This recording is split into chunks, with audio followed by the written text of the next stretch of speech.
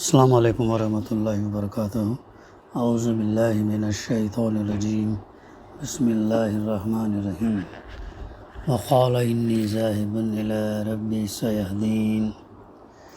ابراہیم علیہ السلام نے کہا میں اپنے رب کی طرف جاتا ہوں، وہی میری رہنمائی کرے گا۔ سورہ صافات کی تفسیر کا سلسلہ الحمدللہ جاری ہے۔ گزشتہ ہمارے مطالعے میں آیت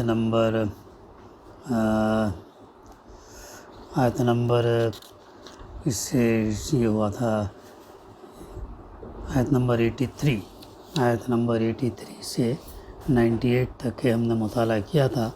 اب اس کے آگے کی آیتوں کا انشاءاللہ ہم مطالعہ کریں گے۔ جیسا کہ اس کا نام پہلی آیت کے لفظ والصافات سے ماخوذ ہے، اور اس کا زمان نزول جو ہے مکی دور کے وسط کے ہیں، یعنی شاید اس دور متوسط کے بھی آخری زمانے میں نازل ہوئی۔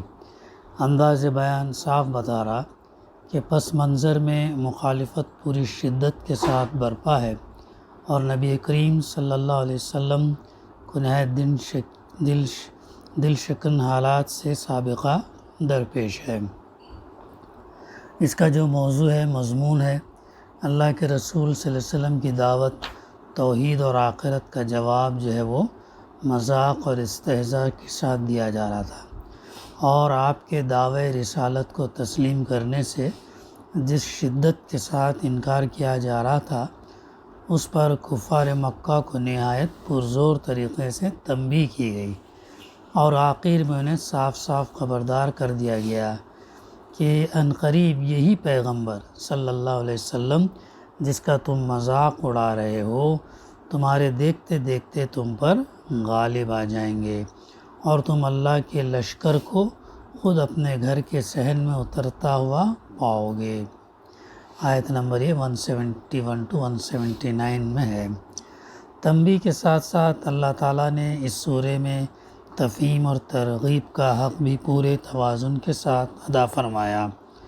توحید اور آخرت کے عقیدے کی صحت پر مختصر دل نشین دلائل دیے ہیں۔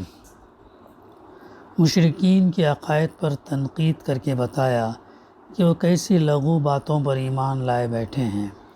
ان گمراہیوں کے برے نتائج سے آگاہ کیا، اور یہ بھی بتایا کہ ایمان اور عمل صالح کے نتائج کس قدر شاندار ہیں۔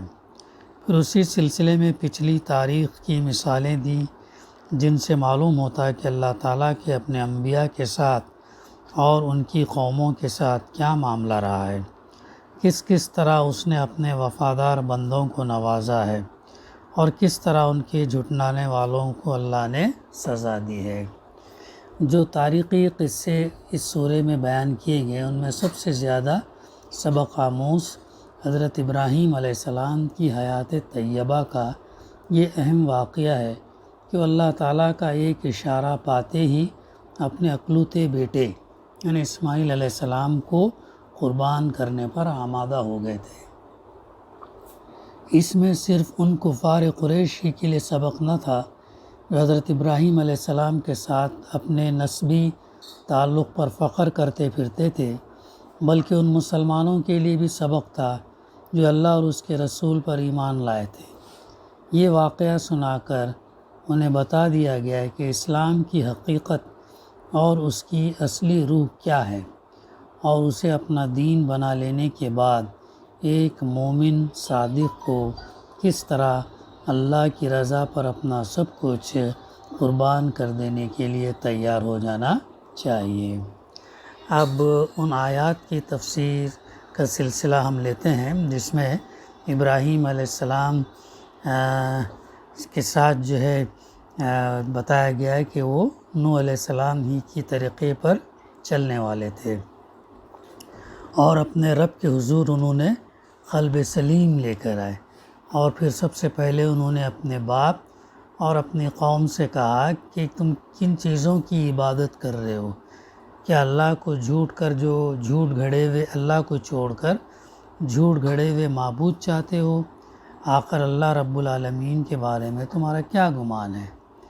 پھر وہ واقعہ ہمارے سامنے آ چکا ہے، جس میں بتایا گیا کہ انہوں نے تاروں پر نگاہ ڈال لی اور کہا میری طبیعت خراب ہے، چنانچہ وہ لوگ ان کو چھوڑ کر چلے گئے۔ قوم کے لوگ ایک بڑے میلے میں، ان کے پیچھے ابراہیم علیہ السلام چپکے سے مندر میں گھس گئے اور معبودوں سے کہا کہ آپ لوگ کھاتے کیوں نہیں، کیا ہو گیا، آپ لوگ بولتے بھی نہیں۔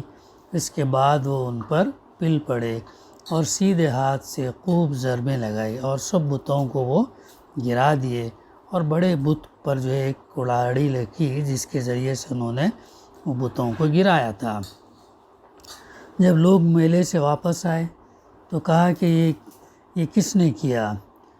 تو پتہ چلا، کسی نے بتایا کہ یہ ابراہیم علیہ السلام کچھ بول رہے تھے، ان کو دیکھ لوں گا میں، یا ایسی کوئی بات کہہ رہے تھے، ہو سکتا ہے کہ انہوں نے ہی گرایا ہو۔ تو ان کو بلایا جاتا، اور بلانے کے بعد جب ان سے سوال جواب کیا جاتا تو وہ کہتے ہیں کہ تم ان بڑے بت سے پوچھو جس کے اوپر کلاڑی رکھی ہے، ہو سکتا ہے کہ اسی نے گرایا ہو۔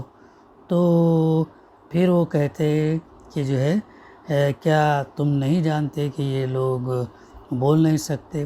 وقتی طور پر اس بات کا اقرار ان کو ہو جاتا کہ جو بت کھا نہیں سکتے، پی نہیں سکتے، مکھی مچھر ہٹا نہیں سکتے، وہ کیسے بول سکتے ہیں؟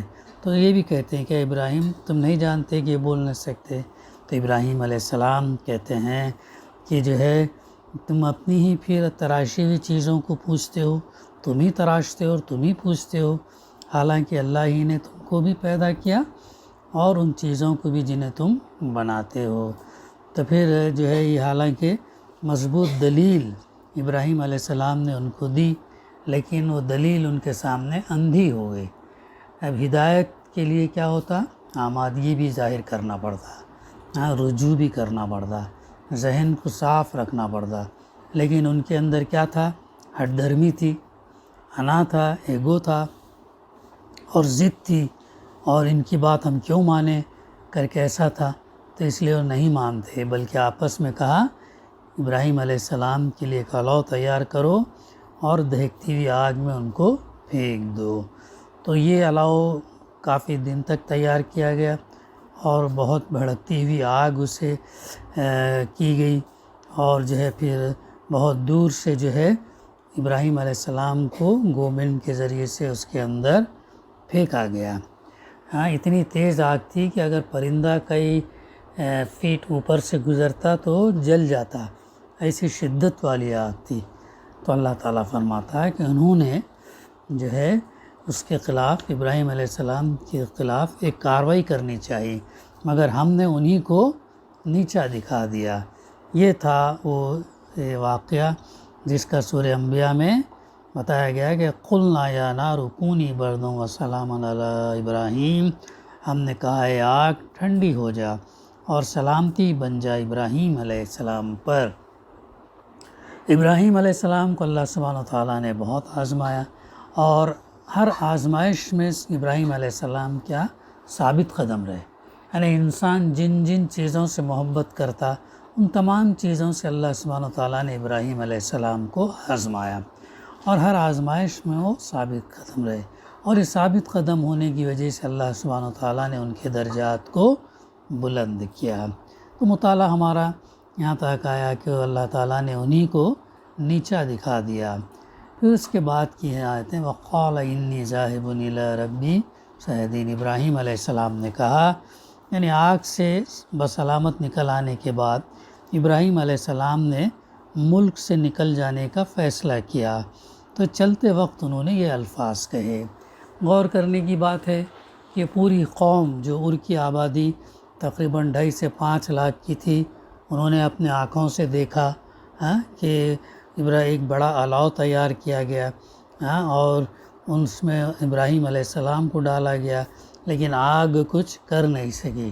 یہ اتنا بڑا معجزہ، اتنی بڑی اللہ سبحانہ وتعالیٰ کی نشانی دیکھنے کے باوجود بھی وہ ایمان نہیں لائے، بلکہ اپنے کفر پر، شرک پر جو ہے وہ جمے رہے۔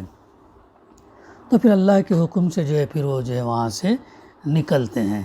تو انہوں نے کیا فرمایا؟ میں اپنے رب کی طرف جاتا ہوں، کہ میں اللہ کی خاطر نکل رہا ہوں، کیونکہ اسی کا ہو جانے کی وجہ سے میری قوم دراصل میری دشمن ہو گئی ہے۔ اللہ کے ہو جانے کی وجہ سے قوم پوری دشمن، یعنی 5 لاکھ کی آبادی میں جو ہے کوئی ایسا شخص یہ نہیں رہا سوائے ان کی بیوی اور ان کے بھتیجے لوط علیہ السلام کے، جو ان کی بات کو مانے اور ایمان لائے، کوئی جو ہے یہ نہیں لائے۔ اندازہ لائے کتنا بڑا چیلنج تھا ان کے لیے، اور ایسے معاشرے میں وہ کام کر رہے تھے جہاں پر اللہ کا نام لینے والا کوئی بھی نہیں تھا، تو پوری دشمن۔ ورنہ ان کا ابراہیم علیہ السلام کا ان سے کوئی دنیاوی جھگڑا نہیں تھا کہ ان کو وہ وطن چھوڑنا پڑ رہا ہے، ایسا نہیں، بلکہ اللہ کی خاطر، اللہ کی طرف لوگوں کو بلانے کی خاطر ان کے اوپر یہ اذیت کی گئی، ان کو آگ میں ڈالا گیا، لیکن انہوں نے جو ہے ان سے کوئی مصالحت کرنے، کمپرومائز کرنے کی بجائے انہوں نے وہاں سے ہٹنا یہ کیا۔ اب نیز یہ کہ میرا دنیا میں کوئی ٹھکانہ نہیں ہے جس کا رخ کروں، تن بتقدیر بس اللہ کے بھروسے پر نکل رہے ہیں، اللہ کے بھروسے پر وہ وہاں سے نکلتے ہیں، جدھر وہ مجھے لے جائے گا اسی کی طرف جو ہے میں چلا جاؤں گا، یہ پھر وہی میری رہنمائی کرے گا، اللہ رب العزت ہی میری رہنمائی کرے گا۔ پھر اس کے بعد وہ دعا کرتے ہیں، رب ہب لی من الصالحین، اے پروردگار مجھے ایک بیٹا عطا کر جو صالحوں میں سے ہو۔ ایک بیٹے کے لیے وہ دعا کرتے ہیں جو صالحوں میں سے ہو، یعنی اس دعا سے خود بخود یہ بات اس دعا سے خود بخود یہ بات معلوم ہوتی کہ حضرت ابراہیم علیہ السلام اس وقت جو ہے بے اولاد تھے۔ قرآن مجید میں دوسرے مقامات پر جو حالات بیان کیے گئے ان سے معلوم ہوتا کہ آپ صرف ایک بیوی اور ایک بھتیجے یعنی حضرت لوط علیہ السلام کو لے کر ملک سے نکلے تھے۔ اس وقت فطرتاً آپ کے دل میں خواہش پیدا ہوئی کہ اللہ کوئی صالح اولاد عطا فرمائے جو اس غریب الوطنی کی حالت میں آپ کا غم غلط کرے۔ روایات میں آتا ہے کہ اس وقت جب وہ نکلے تھے ان کی عمر تقریباً 45 سال کی تھی، یعنی 45 سال تک جو ہے آپ کو اولاد نہیں ہوئی تھی، اور اس وقت انہوں نے نکلتے وقت دعا کی اللہ تعالیٰ سے کہ اے پروردگار مجھے ایک بیٹا عطا کر، اور ایسا بیٹا جو صالح ہو۔ اور مقصد کیا تھا ان کا؟ مقصد جیسا بعد میں آتا ہے کہ جو مشن، جس دعوت کو آپ لے کر چلے تھے کہ لوگوں کو اللہ کی بندگی کی طرف بلانا، اس کام کے لیے وہ نیک صالح اولاد کی انہوں نے دعا کی، نہ کوئی دوسری غرض، بلکہ اس کے لیے آپ نے دعا کی نکلتے وقت۔ تو اس دعا کے جواب میں اللہ تعالیٰ جو ان کو ایک حلیم فبشرناہ بغلام حلیم، ہم نے اس کو ایک حلیم یعنی بردبار لڑکے کی خوشخبری دی۔ اس سے یہ نہ سمجھ لیا جائے کہ دعا کرتے ہی یہ خوشخبری ان کو دے دی گئی۔ قرآن مجید ہی میں ایک دوسرے مقام پر حضرت ابراہیم علیہ السلام کا یہ قول نقل کیا گیا کہ الحمدللہ الذی وہب لی علی الکبر اسماعیل و اسحاق، شکر ہے اس اللہ کا جس نے مجھے بڑھاپے میں اسماعیل اور اسحاق عطا فرمائے۔ سورہ ابراہیم آیت نمبر 39۔ اس سے ثابت ہوتا ہے کہ سیدنا ابراہیم علیہ السلام کی دعا اور اس خوشخبری کے درمیان سالہ سال کا فصل تھا۔ روایات میں یہ بھی آتا ہے کہ دعا تو آپ نے مانگی تھی 45 سال کی عمر میں، اور اللہ تعالیٰ نے آپ کو اولاد جو نصیب کی جب ان کی عمر اراؤنڈ 90 ایئرس تھی، یعنی 45 سال تک، یعنی اتنے جلیل القدر ہیں جن کا لقب خلیل اللہ کے دوست، اور اتنی ہر آزمائشوں میں ثابت قدم رہنے کے باوجود اور لوگوں کو اللہ کی بندگی کی طرف بلانے میں لگے رہنے کے باوجود، اور اتنی بڑی آزمائش آگ میں ڈالنے آگ میں پڑنے کے بعد جب نکل کے ہجرت کرتے ہیں اس وقت دعا کرتے ہیں تو اللہ تعالیٰ نے تقریباً 40-45 سال بعد آپ کی دعا قبول کری اور آپ کو جو ہے پھر وہ اولاد عطا کری۔ اس میں ہمارے لیے بھی بہت سبق ہے۔ ہمارا معاملہ کیا ہے، ہم چاہتے ہیں کہ دعا کرے اور فوراً ہی جو ہے وہ دعا قبول ہو جائے.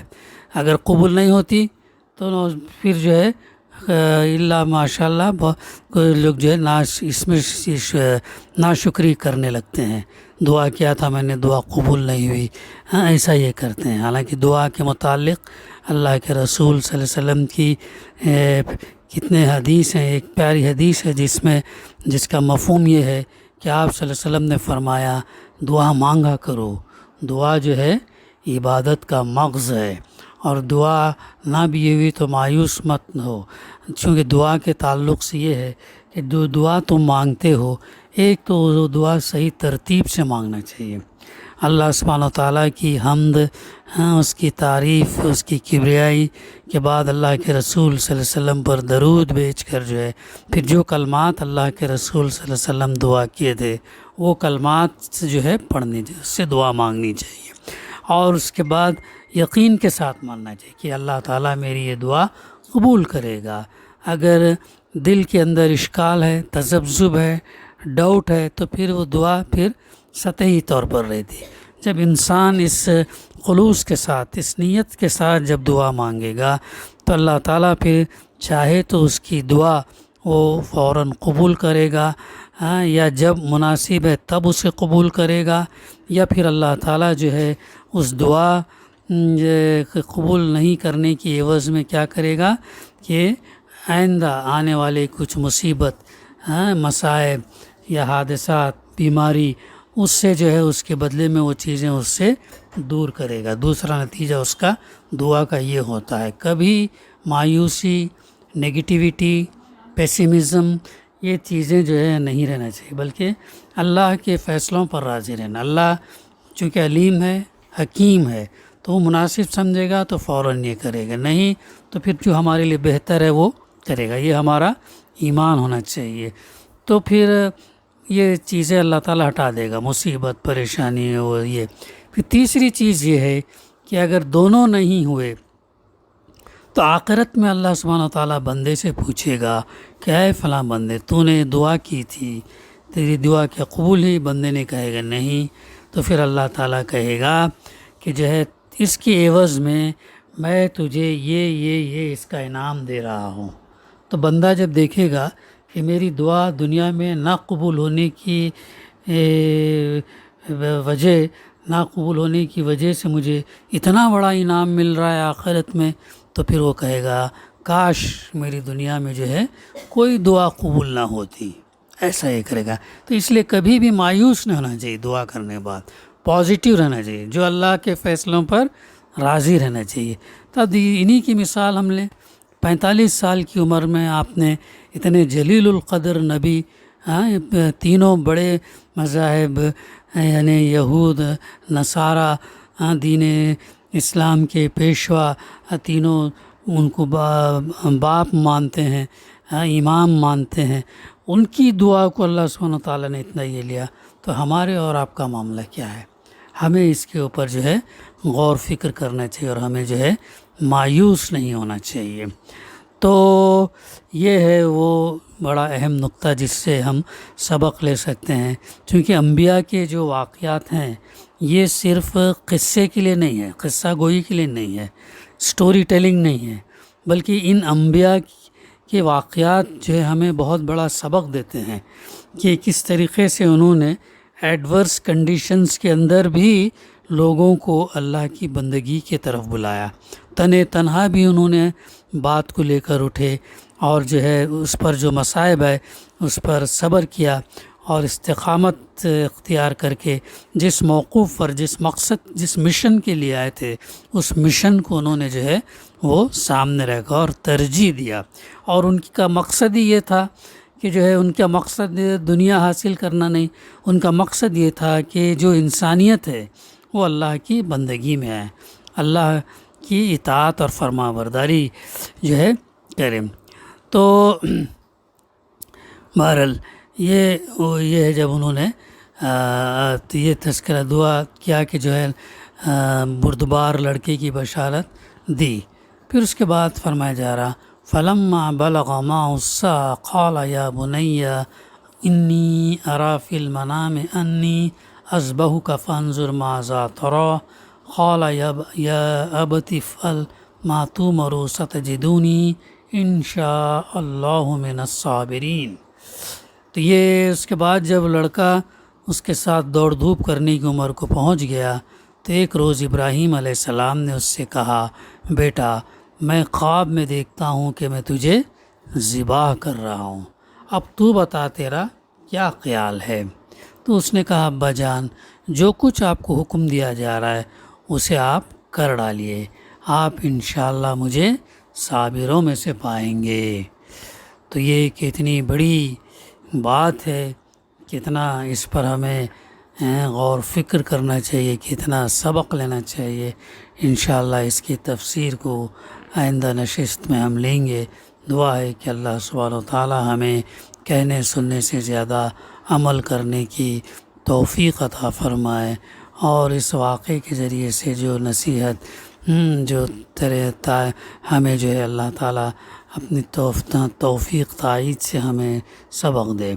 ربنا تقبل منا انک انت السمیع العلیم وتب علینا انک انت التواب الرحیم۔ صلی اللہ تعالیٰ علی خیر خلقہ وعلی آلہ وصحبہ اجمعین والحمد للہ رب العالمین۔